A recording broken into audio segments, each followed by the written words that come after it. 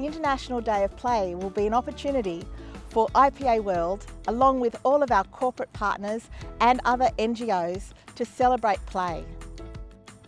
This year, IPA World has invited the authors of the Canadian Paediatric Society statement on risky play to speak with us and share their work on this important document that has a global influence on how we view risky play.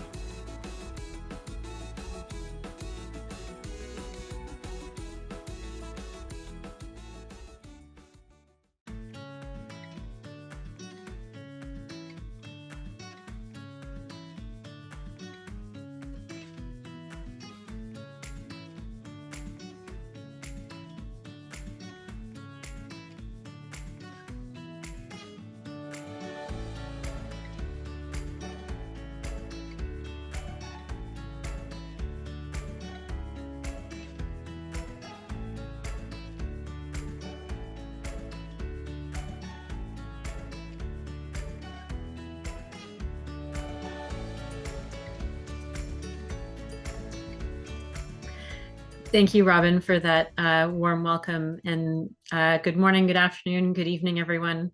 Like Robin mentioned, my name is Dr. Louise de Lannoy. I'm the Executive Director of Outdoor Play Canada. I'll be moderating today's session, coming to you today from the unceded territories of the Algonquin Anishinaabe peoples here in Ottawa, Ontario, Canada. Like Robin mentioned, the Canadian Paediatric Society, or CPS as we may be referring to it in today's webinar, recently released a position statement on outdoor risky play, urging members to add risky play to their clinical toolbox to help manage many of the common challenges they see in clinical practice, including obesity, anxiety, and behavioral issues. The statement recognizes that risky play is essential to children's development and their physical, mental, and emotional well-being. So in today's webinar, what we aim to do is explore what exactly this position statement means for Canadian children and their families. Like I mentioned, I'm the Executive Director of Outdoor Play Canada, which is a national not-for-profit organization dedicated to promoting, protecting, and preserving outdoor play and nature and the outdoors for all people living in Canada. We say all people because we feel that play doesn't end when you stop being a child. And with that, I will turn it over to the panel to introduce themselves, starting with Dr. Suzanne Beno. Hi, Louise. Thank you. Thank you, everyone. It's what an honor to be here and part of this panel. My name is Suzanne Beno. I'm a pediatric emergency physician at the Hospital for Sick Children in Toronto, Ontario. And I also co-direct the trauma program at that hospital. And I am the chair of the Injury Prevention Committee for the Canadian Paediatric Society. Emilie, I'll hand it over to you. Thank you. So, hi everyone. My name is Emilie Beaulieu. I'm a general pediatrician and a clinician scientist at Laval University, so in Quebec City, and the homeland of the Huron-Wendat Nation. And so I'm a member of the CPS Injury Prevention Committee as well.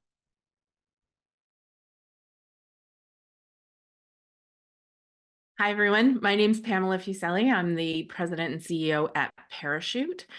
Parachute is Canada's national charity dedicated to preventable injuries. When you think about things like motor vehicle crashes, falls, poisoning, concussion, which are a leading cause of death. And that's a surprise to most people. You might think that injury prevention and encouraging risky play don't go together, but they do. And that's my role here today. So I am a member of the Canadian Paediatric Society's Injury Prevention Committee as well.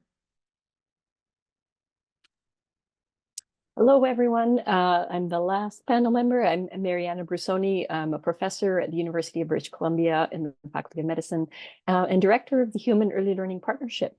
And I've been doing risky play research for many years now, coming at it from an injury prevention perspective. So I was absolutely thrilled when Emilie and Suzanne reached out to let us know that the position statement was in the works. And we're so excited to share it with you all and to be able to hopefully inspire some international efforts in a similar direction. I look forward to the conversation, and I join you today from Musqueam, Squamish, and Tsleil-Waututh territory on the west coast of Canada in Vancouver.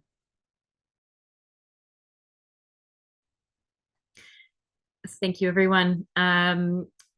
I believe Robin mentioned we'll be taking questions at the end, but we encourage, if you have any questions throughout, just to add them to the chat. We'll aim to get to as many as possible. I guess to get us started off, we thought, first of all, it would be helpful to tell the audience a little bit about what exactly is the CPS statement on risky outdoor play. What does it mean to have to publish a statement, and why within the CPS, the Canadian Paediatric Society, why was there the need to create such a document? Dr. Beno or Dr. Beaulieu, would either of you like to take this question or get us started?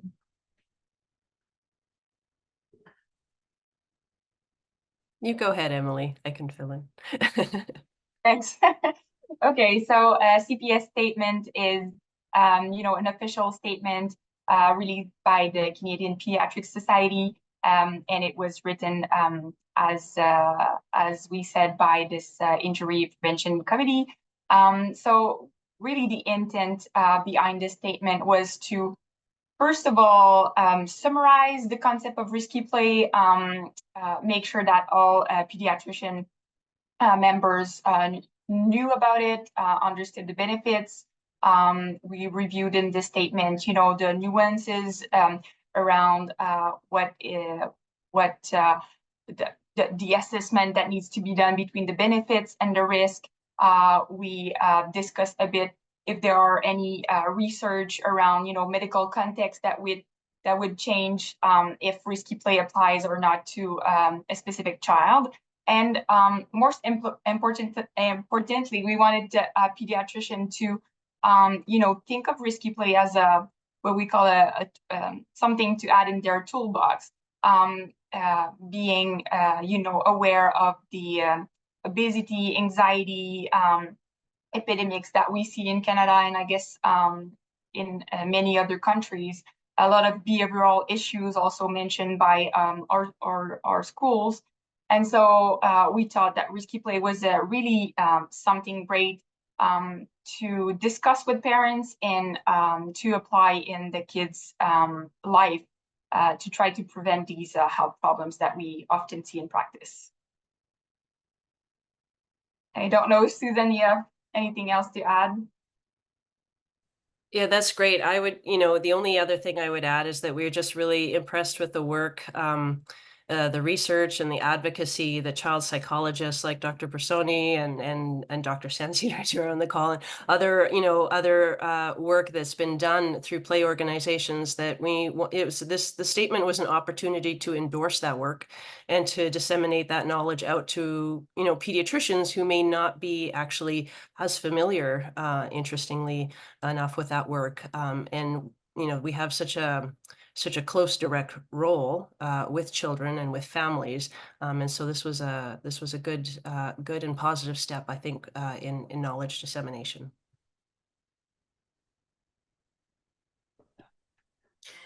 Thank you for that. The next building block question was, what is risky play? And I'm hoping someone will feel comfortable taking that question on, given that Dr. Sandsetter is in the room with us today. Mariana or Pamela, would you like to take that on? Oh, I will definitely defer to Mariana. Well, I can see Elinette has got her camera up, so I feel like we should pass it over to her, but I'll do my best to represent the amazing amount of work that she has done to lay this strong foundation for the rest of us to climb on her shoulders and do more work. So the official academic definition of risky play is thrilling and exciting forms of play where there's a chance of physical injury and children are engaging with uncertainty.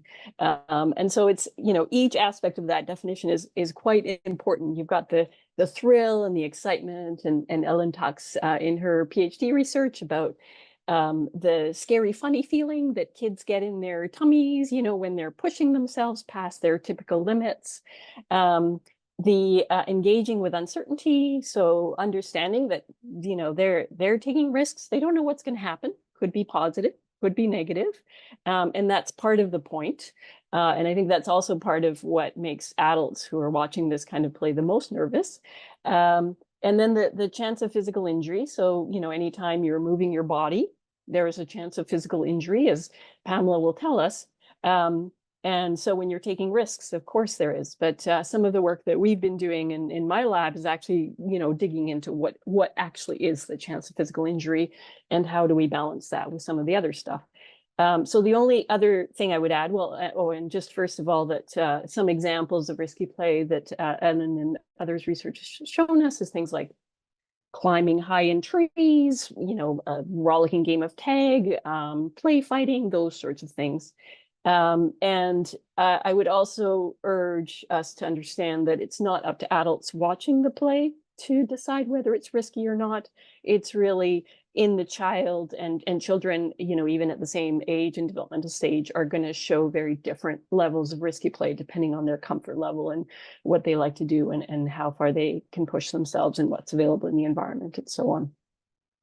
So Ellen, I'm hoping that I've done justice to your beautiful work. Thumbs up. Awesome.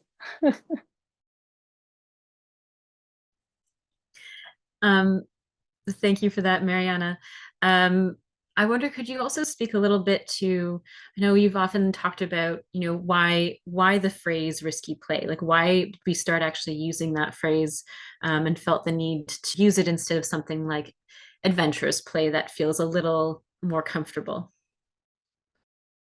Yeah, this is a conversation that comes up again and again and hasn't really gone away over the years. And in fact, different people in different countries have dealt with it in different ways. So speaking to the situation in Canada, and when I picked up Ellen's research and why I felt it was so important to keep intact that word, was because risk, especially in injury prevention, certainly we used to equate it with danger or hazard. So it was seen as a negative thing and something to be avoided kind of at all costs. And so we were trying to design risk out of childhood without necessarily realizing the consequences of that on kids. And the CPS position statement does a beautiful job of kind of summarizing that. And so by just calling it even outdoor play or adventurous play or challenging play, that made it easier to brush what we were really challenged by under the carpet. So, everybody can get behind, yeah, outdoor play, great, adventure play, great. But it wasn't dealing with head on the fact that kids were increasingly restricted in the risks that they were allowed to take. And so in those early conversations when we were, sitting around a table writing the very original position statement in 2015, the position statement on outdoor active play that was put out by many of us, and including the precursor to Outdoor Play Canada, we really felt strongly that the risk and risky should remain, just so that we could, at the societal level, tackle that conversation around risk and the potential positive and negative aspects of it. Now, having said that, I'm also very pragmatic, and I understand that you need to meet your audience where they're at. So often, even in conversations that I have, say with parents or municipalities or teachers or whatever, I realize that by jumping straight into risky play, I could shut things down. And so I do, in certain circumstances, temper my language so that we can, slowly move people along. But when we're talking academically in academic papers, or when we're talking on the societal level conversation, we really kind of take a hard nose on keeping that aspect of risk intact. Yeah, that's wonderful. And something that I find is often helpful when talking to friends, family, is the idea that the type of play we're talking about is often the type of play that has disappeared from children's lives. So it's the type of play that used to exist, 20, 30 years ago, but is disappearing from children's lives today. So we're not trying to introduce a new type of play. It's identifying the fact that children's play has become a lot more restrictive, a lot perhaps potentially too bubble wrapped, and there are negative consequences to their physical, mental, and overall health and well-being. Apologies, I'm in a cabin and there's There are a few mosquitoes buzzing around, so I might be gently swatting, trying not to kill them. And so I think, this conversation also always leads to then what is not risky play, and how does that come into play in terms of its relationship to injury? Pam, maybe would you like to jump in there? Sure. And I think the conversation and the point that you just made about when we talk about risky play and we start to give examples, a lot of us just think back and think, it's what I did when I was a kid. That was just going out and playing. And so I think that's important, because in some of the conversations that I've had with parents and public health and municipalities is that, we don't want to put kids at risk of serious injury. And I think, we don't want to prevent every injury, even in older people, older adults. We want to prevent the serious and the ones that cause fatalities.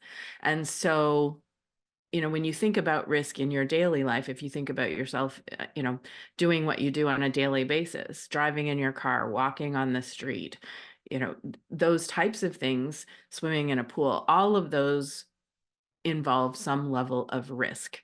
And so by situating it in that kind of a scenario and sort of highlighting those examples, I think it gives parents a little bit more comfort in terms of, they're not putting I often use this example, you wouldn't put your 6-year-old behind the wheel of a car because they need to learn how to drive the car. You do it at a certain level. And so understanding, and I think we'll get into this, the difference between a risk and a hazard, it changes as well over time. Mariana alluded to the ability, the comfort level of the child, their coordination.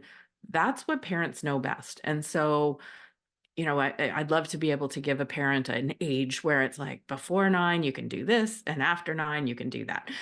But it doesn't work that easily. And so assessing what every child's, abilities are and letting them be involved with those decisions, because they will attune themselves to that tickle in their tummy as to, what they can or are comfortable doing. And so, we want to prevent those serious injuries. Luckily, they don't happen that often in play. And we've engineered out some of those hazards, with, sizing of bars and don't put a drawstring or don't use a drawstring piece of clothing while you're on the playground, and those things where we did see very serious injuries and death. But when we're talking about this kind of play, it's so important to balance. And I think that's the main message.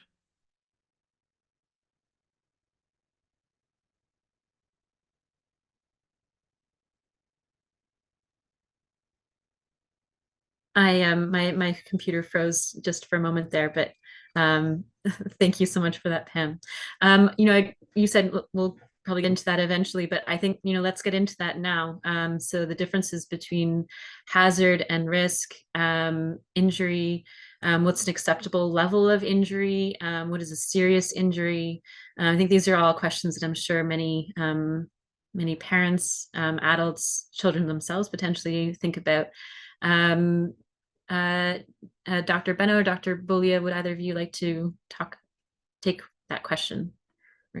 Talk a little bit about those levels of what is considered a serious injury, what is not considered a serious injury, especially as we relate to children's risky outdoor play.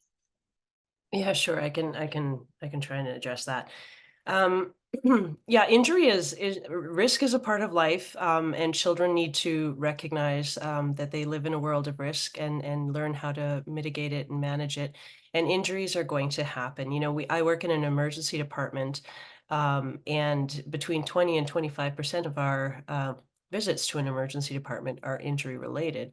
Like you said, most of the time, the significant or severe ones are quite rare, and they really aren't related to play. So we see that in different mechanisms. We see that a lot from traffic, falls from significant height, usually from buildings, or so there, it does happen, but it's not very common. Thank goodness. you know, kids are going to have all kinds of injuries. They have to test themselves, they have to learn their world, and in order to do that, they're going to have some bumps and bruises. So the most common things that we see are head injuries. We see fractures and soft tissue injuries as well. When it comes to play, I would say that those are the three that we generally see. So we see lots of minor head injuries, we see lots of soft tissue injuries, and we see some fractures. Sometimes more significant fractures.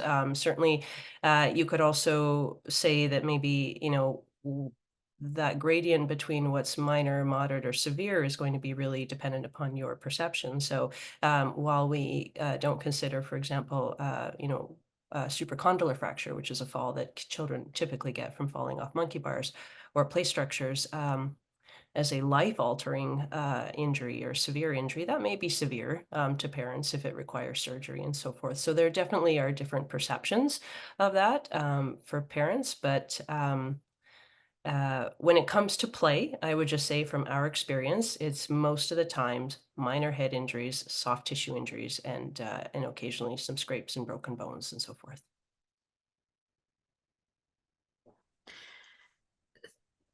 Dr. Beaulieu, Emilie, anything to add? Yeah, so I guess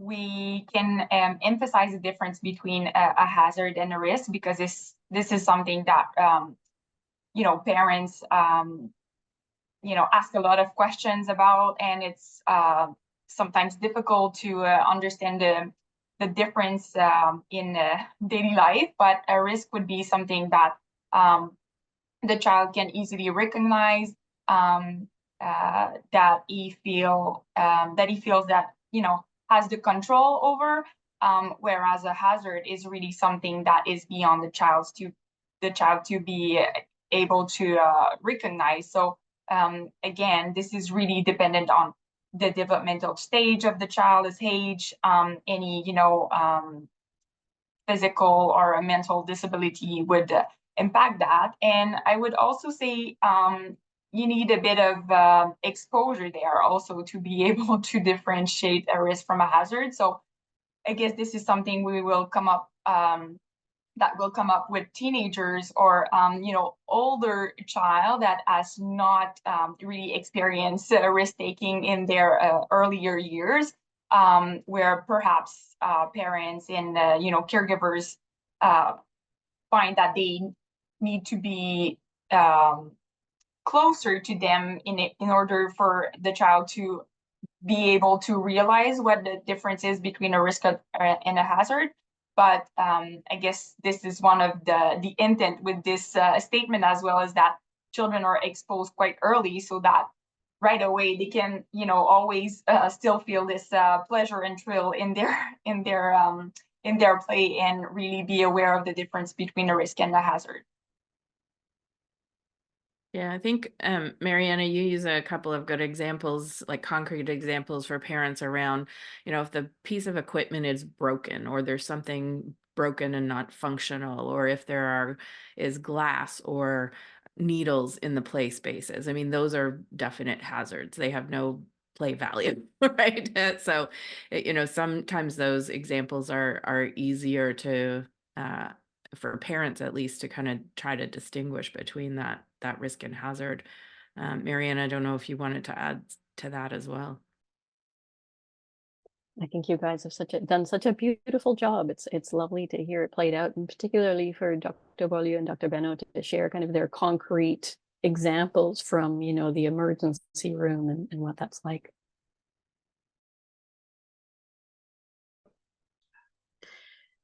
Something that I find also always resonates with me every time I hear it is, I hope I don't want to give the statistics because I'm worried I'll get it wrong, but the risk of injury when a child is being transported in a vehicle versus the risk of injury, or the number of injuries as a result of a child being transported in a vehicle versus a child playing outside in a playground. You know, there's quite a distinct difference there, and that's part of it, right? Is recognizing even in a car, a child is exposed to risk, and that risk is actually quite a bit more elevated. So anyone want to just one of our panelists, would you like to take on that comment of looking at the balance of risks? One is that obviously a parent feels very much in control when they have their child in the car, but it's not necessarily safer. Yeah, maybe I can start with a high level, and Pamela can fill in some of the details. So yeah, some of the work that we did was to look at injury rates, and so just so everybody understands, in most developed countries, injuries are the leading cause of death for kids.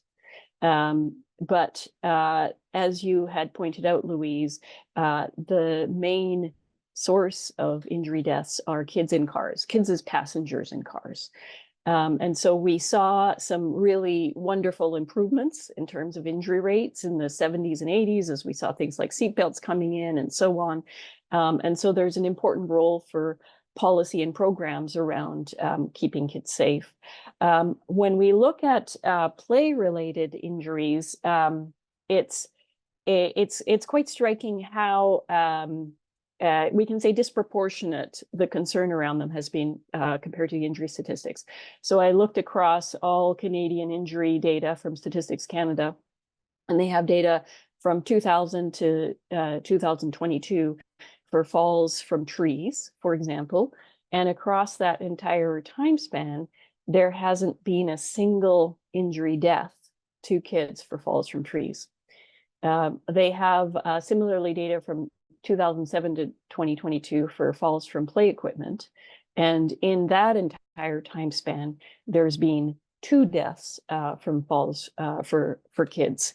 If you compare that to, and I don't have the stats handy, so I'll have to rely roughly on my memory, but Pamela, do you know kind of the rough death rate for children car passengers in kind of annually to compare?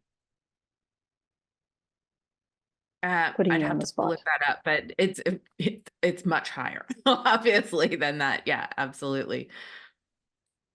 Yeah, I think, as I recall, over the same time span of the 22 years of that, looking across for falls from trees, we're looking at well over 300 deaths for kids as car passengers.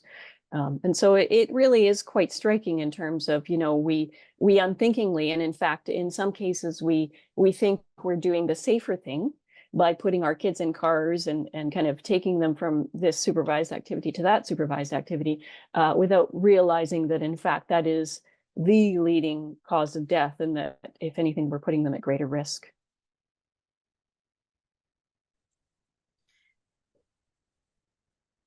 It's not even just about the risk of injury. It's what are the long-term risks that a child is exposed to if they're being shuttled from one activity to another, right? They're likely going to be less active. They're not developing that sense of what their protection to other community members. There's going to be a higher chance of them on for longer if they're going to be in a car. So what are the risks of them?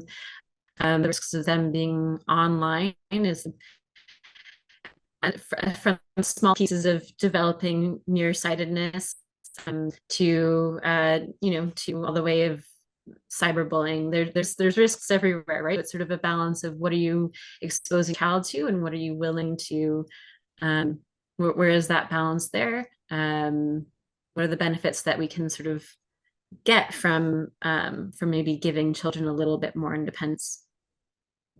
Emilie, I see you've unmuted. Please go ahead. Yeah. So I just wanted to add to Mariana's comments, because another thing, we can compare risk from play to other injury types, but something that is perhaps more similar, and that I often discuss with parents, is how we accept, in Canada at least, structured sports or type of play, and children engaging in hockey, soccer, there is a risk of injury for sure, and parents are aware of it and feel comfortable with it because they understand quite easily all the benefits for their children to be active, to be a part of a team. So this is a bit what we need to do with risky play, because risky play is associated, I think, with a lot of free play. And it seems like the perception of risk in the context of free play is really different. And, you know, perhaps like Mariana said at the beginning, because parents are not or do not feel in control of the environment of their child. But when you compare the risk of injury, with risky play is quite low compared to, you know, all the risk from hockey, for example. So that's an interesting discussion to have with parents, I think. And as for your other question, this is one of the most fascinating thing from risky play, I find, is all the unintended consequences of limiting kids' activities because of the fear of risk. So we are so grateful now for all these research for over 20 years that we're able to show how you know, risky play helps kids being more active, a lot of benefits also around mental health. So you know, more confidence, self-esteem, better peer relationships. So these are very, very important things to consider for the general wealth and well-being and health of children. And I think this is not something in Canada that we do easily, and that we need to think about.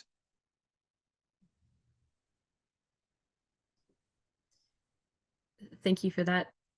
Yeah, I always, when I'm thinking about risky play, I mean, one of the first things that I reflected on when I started learning more about this topic a few years ago was that, if anything, it feels like a sense of relief, because it feels like you don't need to put a child in every activity. You know, you don't need to watch a child every moment of every time. There are actually a number of benefits from letting go a little bit, and you know, letting the child lead the way. Any reflections on that from the group? Oh, this is something that we've heard a lot with this statement. So not only parents, but you know, educators, teachers in schools saying, wow, okay, now I feel better because I think it provides a space to say, well, here are all the benefits. And a lot of parents come to us and say, well, I never said that to anyone, but you know, my 3-year-old is always jumping from our sofa, and you know, I felt bad about that, but now I know that, you know, it's not that wrong. And so all these kind of discussions that open up with this statement, I feel, and same in schools, you know, teachers talking between them, like I think we see more and more a way of you know, people are more aware of, perhaps we should change the rules. You know, they feel like it's perhaps more safe to say what they observe and what they think around, you know, the unintended consequences that we were talking about of restricting kids during you know, recess and outdoors.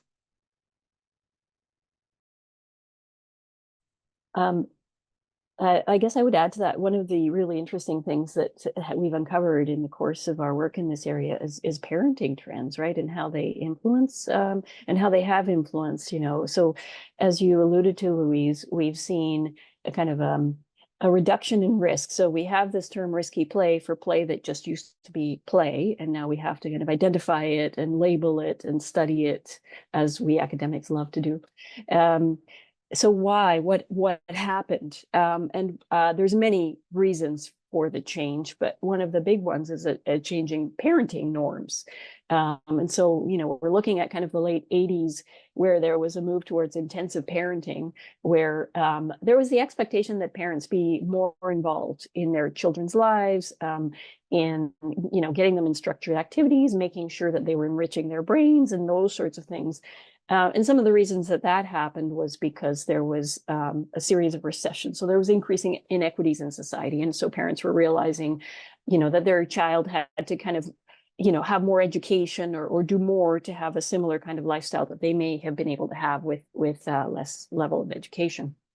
And that's just intensified over time and intensified also with social media and parents, kind of showing, this kind of sense of what good parenting looks like that's been proliferated. So this is a very high resource intensive parenting approach. It requires, so if we look at the amount of time that parents spend parenting across time, it's actually never been higher than it is now, even though we have more and more people where, we have dual income families and women working full time and so on, and yet they're spending more time parenting.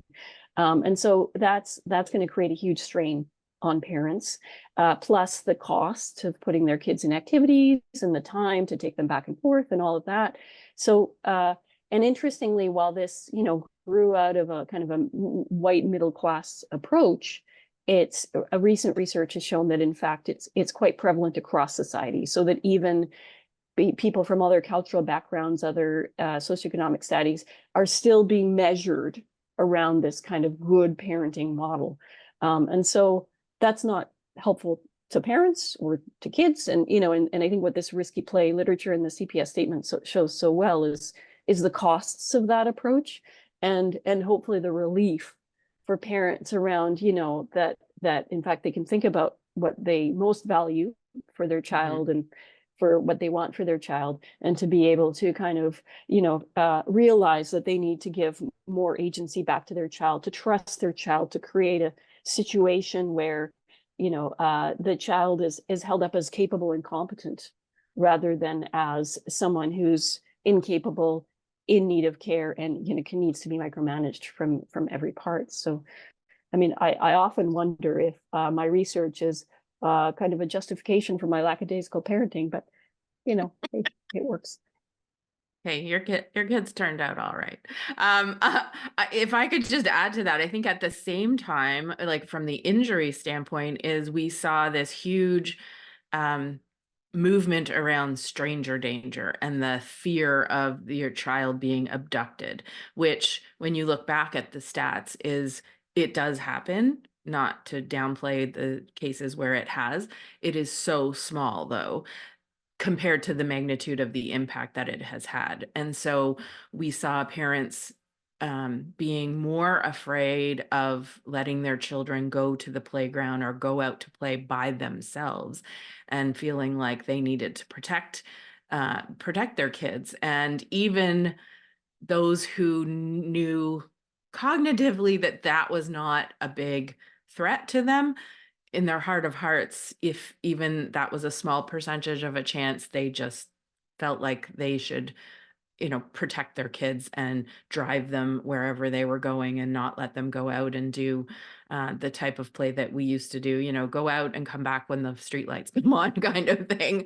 And so I think I think that was a combination of movements that, created this perfect storm of this fear of either being judged by other parents or this fear of a stranger abduction that outweighed the risk of all of these benefits around play.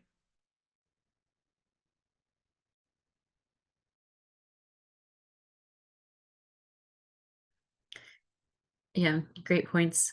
There was also I remember hearing, Mariana, apologies, I keep picking on you, but the movement towards an elimination of all risk, right? There was with better computing power, we had better access to data, and suddenly epidemiologists were becoming a thing that were kind of moving into the injury prevention space, and that was also impacting how not just parents but also academics and scientists were looking towards injury. This is less of a parent question, but more like the scientists in the room, I'm sure, would be curious to hear a little bit more about that approach and of removing all risk, and now we're sort of shifting towards actually, is that actually the approach? Because that's the title of today's webinar, right?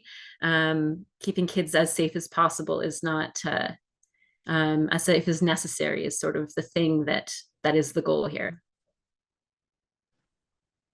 Yeah, I mean, it's complex in terms of kind of the societal soup that led to the situation where we are now, and you know, and Pamela also pointed out the kidnapping fears and so on. I don't know if many of you remember in Canada and the US, the milk cartons had pictures of kids who had been kidnapped, you know, or lost on them, and that kind of, so every morning as you're having your cereal, you have the sense that this is happening kind of across the country. And then you get into the media and how much that's proliferated. But one of the things that you're pointing to, Louise, is the role of public health in this kind of shift. And what we saw in the 50s is that thankfully communicable diseases became less of a killer of kids, right? So that's wonderful. We had advances in TB and polio and so on. And so then injuries, because these other went down, injuries went up. And at the same time, you see more and more cars on the road. So you see, you know, that injuries are going up as a result of cars, you know, and prior to kind of some of the safety efforts that were taken there. And so there was a kind of a wholesale shift around injury prevention becoming a more prominent public health approach. But when you're just kind of looking at stats, without thinking about child development, you can very quickly get tunnel visioned, right? And so if we look at the hospitalization statistics for kids, for all ages, falls are the leading cause of injury-related hospitalization. And for kids in particular, it's falls from playgrounds. And so if you're an epidemiologist and you're looking at stats, you're like, okay, playgrounds are a problem. We need to deal with them. But when you start digging into those stats, what you see is, in fact, you know, the rates are not that high. And if you think about kind of, you know, Suzanne and Emilie talked about the kinds of injuries, they're saying we're not looking at serious injuries. So there was a disproportionate kind of extreme move towards limiting playground injuries that may have gone too far. And so the approach in injury prevention has kind of shifted over time from, as you say, as safe as possible. We're trying to prevent every single injury, even if minor, just in case, to an as safe as necessary, recognizing that we need a balance with risk. Yeah, just to build on that, Marianne, I pulled up the stats for the last cost of injury report, and under deaths in the 0 to 14, but when you look at the younger ages, falls, a death, there was one death in the 10 to 14 year range. 0 to 9, there were none. But when you go down to the ED visits, as Suzanne and Emilie can attest to, there's almost 298,000 fall ED visits. Part of those will be, playgrounds. So you see much more that pyramid. Typical injury pyramid is you get the fewest deaths, the largest, sort of hospitalizations and emergency room visits. So, in those, as Suzanne said, is, they're not fatal. They're more what we would call less serious. I mean, parents, as you said, Suzanne, a broken bone, a fracture that needs surgery is a big deal in their worlds, right? So. And I think that those injuries become more tolerable if you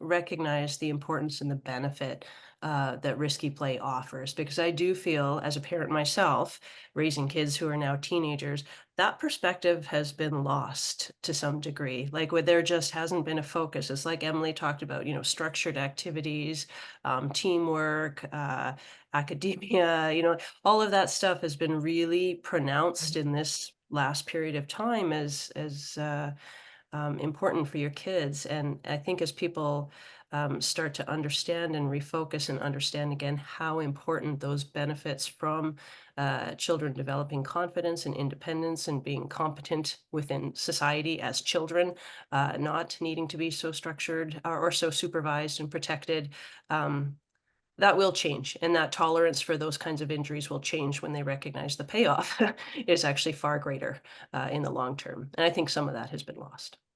Mm-hmm. And also to add, I wonder, and this is more of a question than an affirmation, but I wonder if by introducing this kind of balance, are we able to make sure that for the very strong recommendation where there's clearly a hazard, and it should be clear that it's dangerous for children, are we able with risky play to say, well, there needs to be a balance, and all injuries are not that bad. However, for this type of injury of this particular situation, then you should really, really be careful. I wonder if from a public perspective, people will be more willing to follow some recommendations that are out there. But it's a question. I don't know if there's any literature on that. I guess when I think about that, I mean, wearing a bike helmet onto a playground with structures is very dangerous.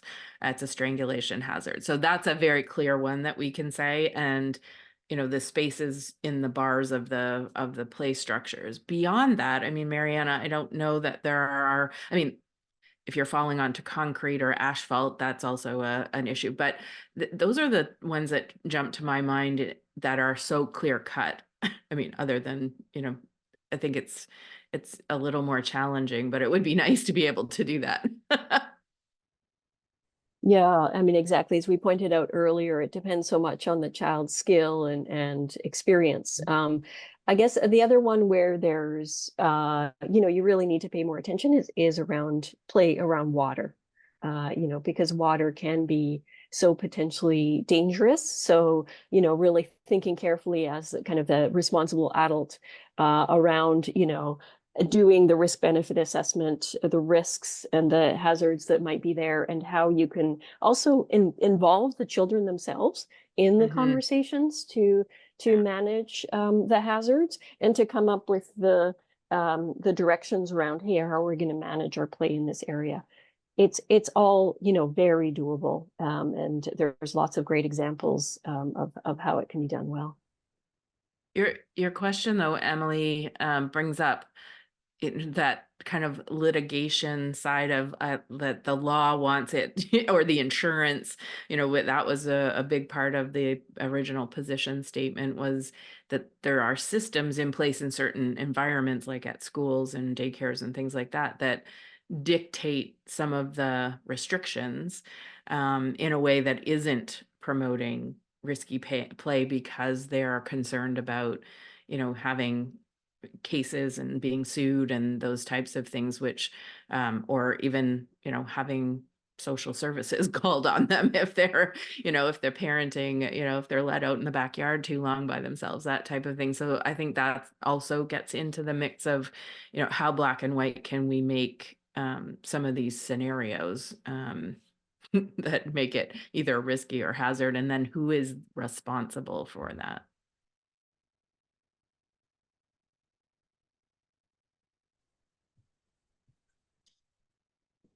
Yeah, thanks for that, Pam. And I know that, that's always the conversation. That's always where that conversation then leads to, right? Is that for one parent who lets their child become a little bit more free and walk to the park on their own, maybe there would be no consequences to them, and they're, seen as being this, parent that's read up on the CPS statement, and they're informed and look at them being a good parent.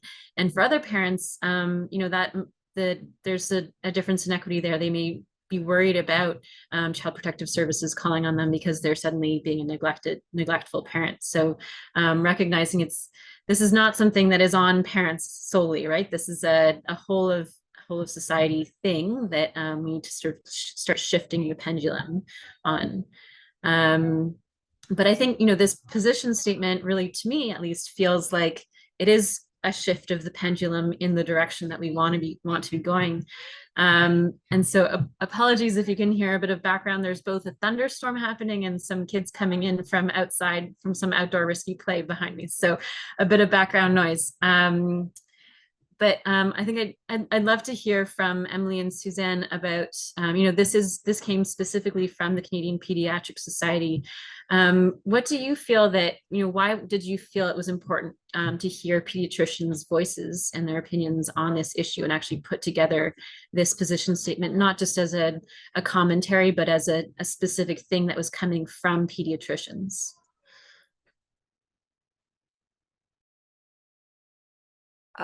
Well, I can start, Emilie, maybe, and then you take over. I think that we mentioned it a little bit, but I think that the work that has already been done is so compelling, and we have such a direct route towards children and their families, that we kind of saw it as our responsibility to put this work out there.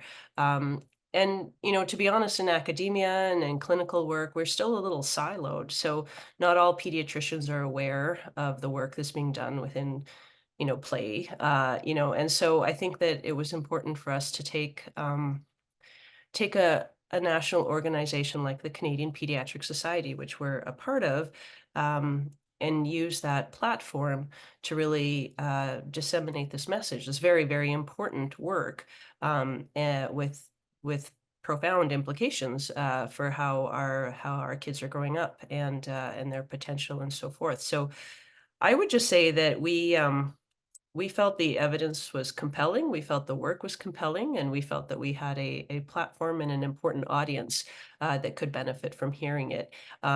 In the publications that they read, just to bring this information to them where they're going to see it. So, and to parents, and the media actually became very interested in this as well. So it's become quite a good KT document, so forth. But that's, I think, the main gist from my perspective as to why we did it. But Emilie, please feel free to jump in. Yeah, no, that's great. And I would add that, the idea, I think, was to, as we just discussed, like, this is really great. It's not all that black and white. And so I guess the idea was to show all the benefits that we don't think about when we just look at the injury prevention view. And this is also, I guess, why it may look at first like a little bit weird that the injury prevention committee would write such a piece. But at the same time, this is exactly the idea of, taking the child in, with its general health and well-being, and, being really mindful of everything else in his life. So physical health, mental health, that's all very, very important, not only just injury prevention. And I think this document might be well used, by schools and daycares and municipalities with, whenever a lawsuit or something would come up, just to show that it's all not black or white, and there's a lot of gray, so the context matters, and hopefully that will be helpful for that. So yeah. If I could also add, I think it's credible, and if the physicians and pediatricians, they are trusted by parents and families, and so we wanted them to have the most up-to-date, credible information, because they're the messengers to a lot of these families. And so to get that kind of information, I mean, they may have heard it other places, but if they're hearing it from their physicians or they're reading it from the Canadian Paediatric Society, that just adds that level of credibility and, oh, I need to pay attention to this.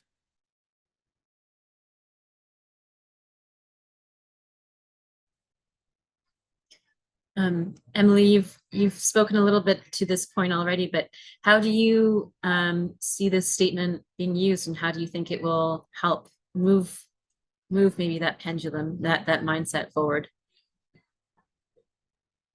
Yeah, so hopefully it continues the dialogue that we saw, and I hope that parents, schools, daycares, everybody that gravitate around a child will, you know, read that. I know that Mariana's is doing work also with grandparents.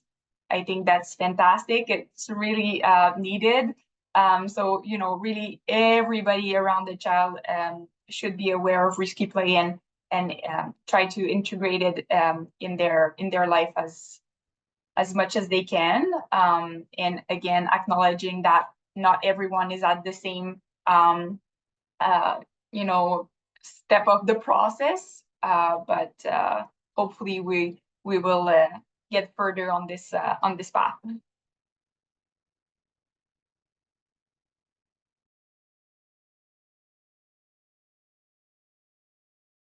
Suzanne, maybe the same question to you. Again, apologies for the background noise, but how did you, when you were putting this together, how did you envision it being used, and what did you hope, how did you hope it would be used moving forward? Yeah, it's a great question. And I think Emilie answered that really well. I think that the statement in and of itself is used, I think, for the larger kind of pediatric healthcare community, for currently practicing pediatricians, family physicians, nurse practitioners, like whoever is looking after children in some capacity, usually has access to this type of document. They're also used very importantly as study tools for like up and coming pediatricians, residents, trainees, and so they hold some, they carry some impact in terms of training future generations to be thinking along this line as well. So, excuse me. So I think it was, you know, helpful to consider that that it's going to be also be, you know, have some longevity in terms of how current residents and training medical students and so forth are going to be looking at this issue as well, and knowing that it's an important issue and that the positive benefits of risky play and the ability to assess and manage risk for children is just as important as anything else that they're reading within our position statements. So that's one of the reasons, or one of the ways I envision the document being used within kind of our medical group. Then I think the way, you know, it has been so disseminated through media, I think has been really, really important for public awareness as well. And, you know, I think our document really is a summary. We have the, you know, the opportunity to write this, but it's really a reflection and endorsement of all the enormous amount of work that has been done. And we're just helping to spread that word so that it gets out there. That's really, I guess, how I see the document being useful now and in the future. I think there's also the aspect around advocating for change in policies and regulations and things like that. Mariana, you can probably speak to some specific examples, but that for some an organization like Parachute, we would be looking at this statement to reference if we were looking to support communities who are going to change, or organizations that were going to change their policies around, you know, preventing injuries, but also allowing this play. So I think there's multiple levels of use for the statement. Yeah, maybe as a concrete example, certainly when the 2015 statement was released, within a few months, it was used in a BC Supreme Court case, which dismissed a playground injury lawsuit. And that was for a position statement that wasn't from as recognized a body and didn't go nearly as far or have as much research evidence, you know, an additional 8 years of research evidence in this one. So I'm really quite excited to see what emerges over, you know, the coming months and years around this. And I think too, thinking about its impact more broadly. I know there was a comment in the chat about whether or not a similar position statement was being developed in the US. And it doesn't seem, not that I'm aware of, but, you know, hopefully this is a good nudge to our neighbors to the south that, you know, here's the evidence. The evidence has been around for a long time. It's robust, it's compelling, and it's something that we think you should also be looking to and promoting. So there was another question in the chat, sorry, related to the US context, which I think is worth addressing. So, you know, we are kind of in regular contact with our US, some of our US compatriots, and Tony, lovely to see you on the line. So Let Grow is an organization in the US that's actually doing quite a bit of work in this area. And the question in the chat was around laws that make it illegal, you know, for kids to be unsupervised outside. And what Let Grow has managed to do in the US is, I think they now have 8 states that have passed what they call free-range parenting laws, where, you know, social services can't be called and parents can't be seen as kind of irresponsible or not providing sufficient supervision because their kids are outside supervised. So I think there's exciting things happening in all sorts of parts of the world. It's going to look different depending on the context for that country and region.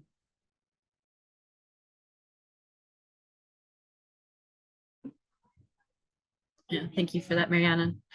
My next question across all panelists, I think, is within this statement, maybe more broadly, what change do you hope to see in the future as it relates to risky outdoor play or children's health, well-being, children's play?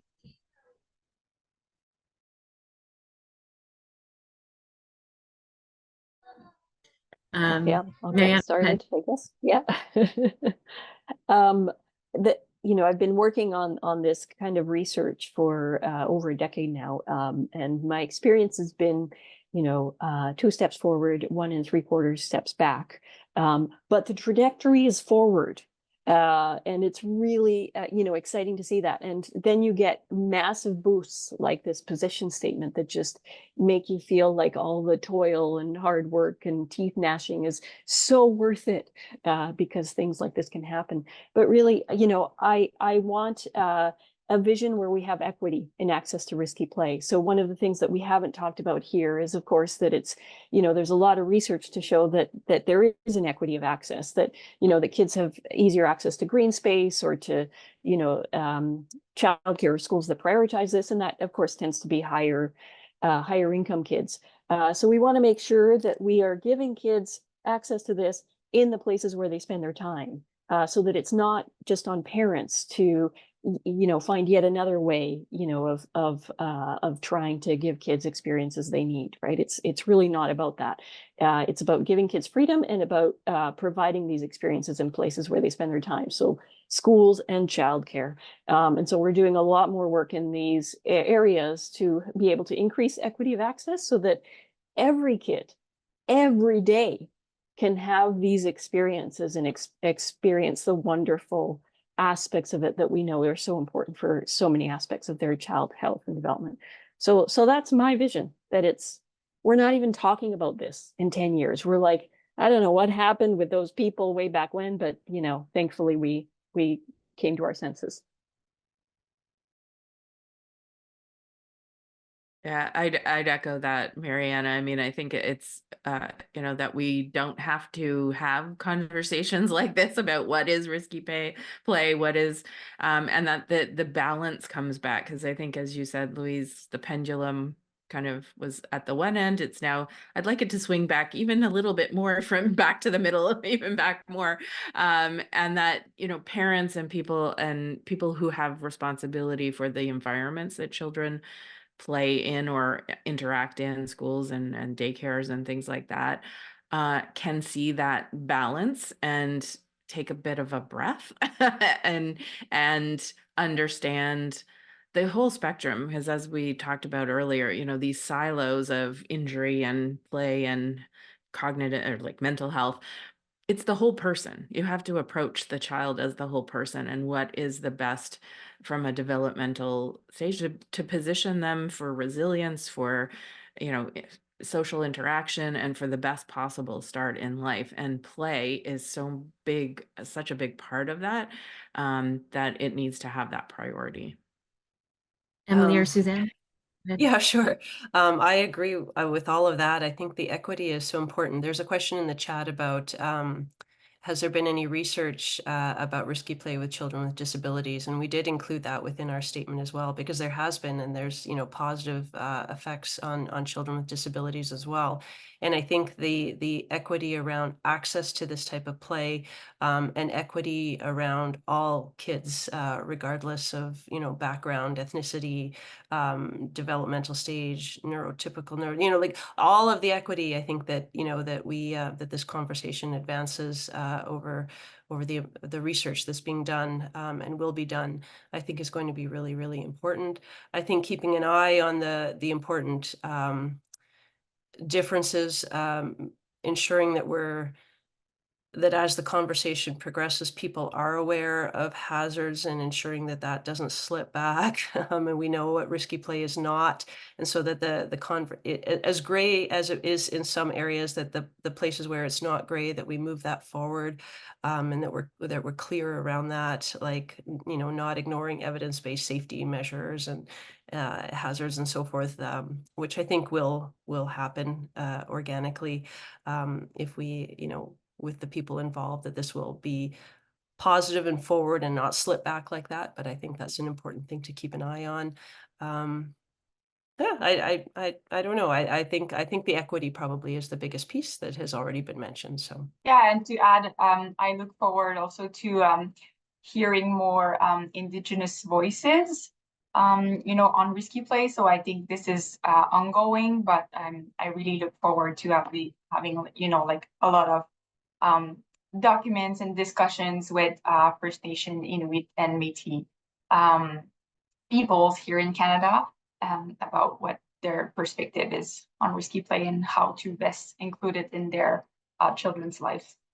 Yeah, Emilie, that's a great point. You're reminding me, I was on a call with a few colleagues, including a couple of Indigenous colleagues, and we were talking about how to bring infants outdoors in the winter and how to do that safely.